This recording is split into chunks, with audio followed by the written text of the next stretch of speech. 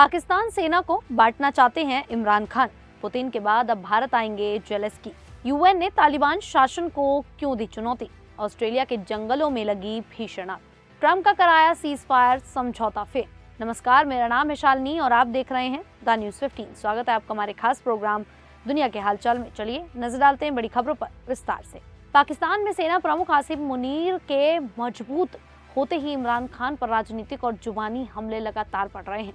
Imran Khan Adiala jail में बंद हैं, लेकिन उनके खिलाफ बयानबाजी रुक नहीं रही है। रक्षा मंत्री ख्वाजा आसिफ ने कहा है कि इमरान खान सेना और नेतृत्व को बांटकर पाकिस्तान को अस्थिर करना चाहते हैं। उन्होंने कहा कि अदियाला जेल में बंद एक कैदी को देश की स्थिरता से खेलने नहीं दिया जाएगा। आसिफ ने इमरान खान को मानसिक रूप से अस्थिर करार देने वाले सेना के बयान को सही बताया। आसिफ ने भारत को भी निशाना बनाते हुए दावा किया कि ऑपरेशन सिंदूर के दौरान भारत को भारी नुकसान हुआ और उसके पास रोने के अलावा कुछ नहीं बचा। उन्होंने कहा कि पाकिस्तान की सेना को दो हिस्सों में बांटने की कोशिश बर्दाश्त नहीं की जाएगी और राष्ट्रीय सुरक्षा किसी की राजनीति से ऊपर है। एक टीवी चैनल पर आसिफ ने अफगानिस्तान को चेतावनी दी कि अगर तालिबान आतंकियों को पाकिस्तान भेजता रहा तो पाकिस्तान सीमा का सम्मान नहीं करेगा और जवाबी कार्रवाई करेगा। उन्होंने माना कि पर्दे के पीछे हुई बातचीत नाकाम रही। इससे पहले सूचना मंत्री ने घोषणा की थी कि इमरान खान की बहन उज्मा अब जेल में उनसे नहीं मिल पाएगी और जेल के बाहर उपद्रव करने वालों पर सख्त कार्रवाई की जाएगी। तो वहीं रूस के राष्ट्रपति व्लादिमीर पुतिन की भारत यात्रा खत्म होने के बाद अब चर्चा है कि यूक्रेन के राष्ट्रपति जेलेंस्की भी नए साल 2026 की शुरुआत में भारत आ सकते हैं। द इंडियन एक्सप्रेस की रिपोर्ट के अनुसार दोनों देशों के बीच तारीखों पर बातचीत चल रही है। पुतिन के बाद जेलेंस्की का भारत आना इसलिए भी अहम माना जा रहा है क्योंकि इससे रूस यूक्रेन युद्ध को लेकर भारत की भूमिका और ज्यादा महत्वपूर्ण हो सकती है। रिपोर्ट में बताया गया है कि पुतिन के आने से पहले ही भारत और जेलेंस्की के दफ्तर के बीच बातचीत शुरू हो चुकी थी। हालांकि यात्रा की तारीख और कार्यक्रम कई बातों पर निर्भर करेंगे, जिससे अमेरिका के राष्ट्रपति डोनाल्ड ट्रंप की शांति योजना आगे बढ़ती है या नहीं और युद्ध के मैदान में क्या स्थिति बनती है। यूक्रेन की राजनीति भी इस दौरे को प्रभावित कर सकती है। खास बात यह है कि अब तक यूक्रेन के राष्ट्रपति सिर्फ 3 बार भारत आए हैं, 1992, 2002 और 2012 में। भारत लगातार जेलेंस्की के दफ्तर से संपर्क में है, खासकर उनके भरोसेमंद अधिकारी एंड्री एरमाक के इस्तीफे के बाद। यूरोपीय देशों ने पुतिन की यात्रा पर कड़ी नजर रखी है और भारत से शांति के लिए प्रभाव डालने की उम्मीद जताई। भारत का रुख साफ है, देश तटस्थ नहीं बल्कि शांति का समर्थक है।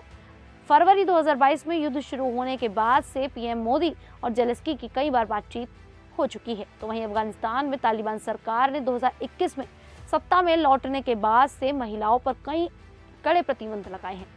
इन्हीं कदमों के तहत तालिबान ने अफगान महिलाओं को संयुक्त राष्ट्र के दफ्तरों में काम करने से भी रोक दिया।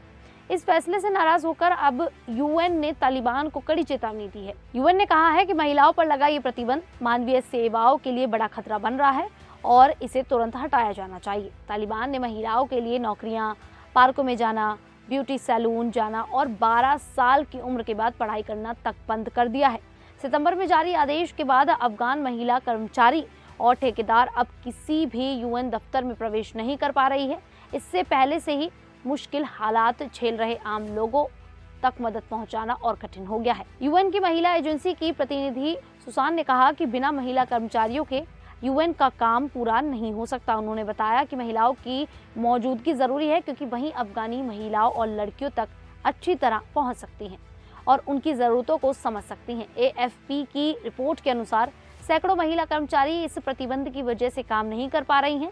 यूएन का कहना है कि ये फैसला समानता और मानवाधिकारों के सिद्धांतों के खिलाफ है और इसे हटाना बेहद जरूरी है। तो वहीं ऑस्ट्रेलिया के जंगलों में लगी आग तेजी से फैल रही है और बहुत खतरनाक रूप ले चुकी है।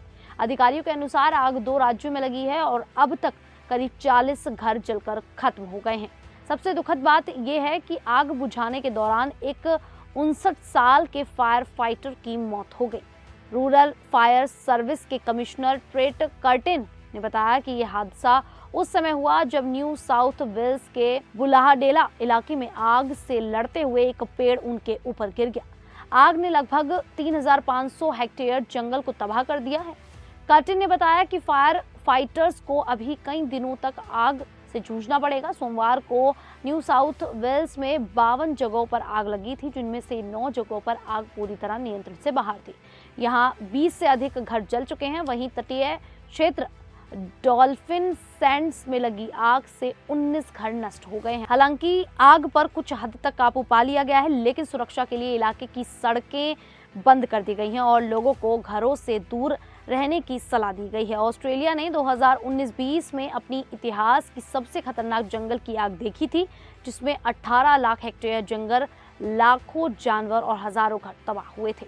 तो वहीं अमेरिका के राष्ट्रपति डोनाल्ड ट्रंप हाल ही में दावा कर रहे हैं कि उनकी कोशिशों से कई देशों के बीच युद्ध रोका गया है। इन्हीं में थाईलैंड और कंबोडिया का विवाद भी शामिल है। ट्रंप की पहल पर नवंबर में दोनों देशों के बीच सीजफायर हुआ था, लेकिन अब फिर से सीमा पर तनाव बढ़ गया है। थाईलैंड ने दावा किया है कि कंबोडिया ने पहले गोलीबारी की, जिसमें उनका एक सैनिक मारा गया और 4 घायल हुए।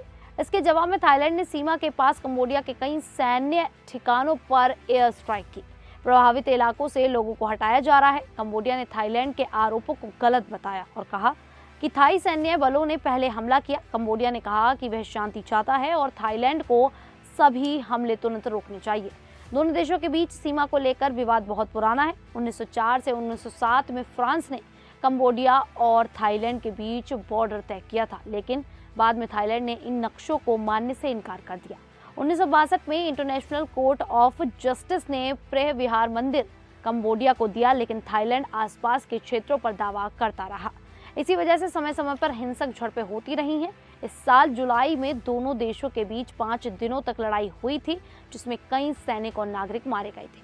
बाद में ट्रंप की मध्यस्थता से सीजफायर हुआ, लेकिन अब फिर हालात बिगड़ गए हैं। खैर, इस पूरे मामले को लेकर आप लोगों की क्या राय है, आप हमें कमेंट करके जरूर बताइएगा। अभी के लिए इतना ही, फिर हाजिर होंगे ऐसी ही देश और दुनिया से जुड़ी बड़ी खबरों के साथ। तब तक के लिए देखते रहिए द न्यूज़ 15।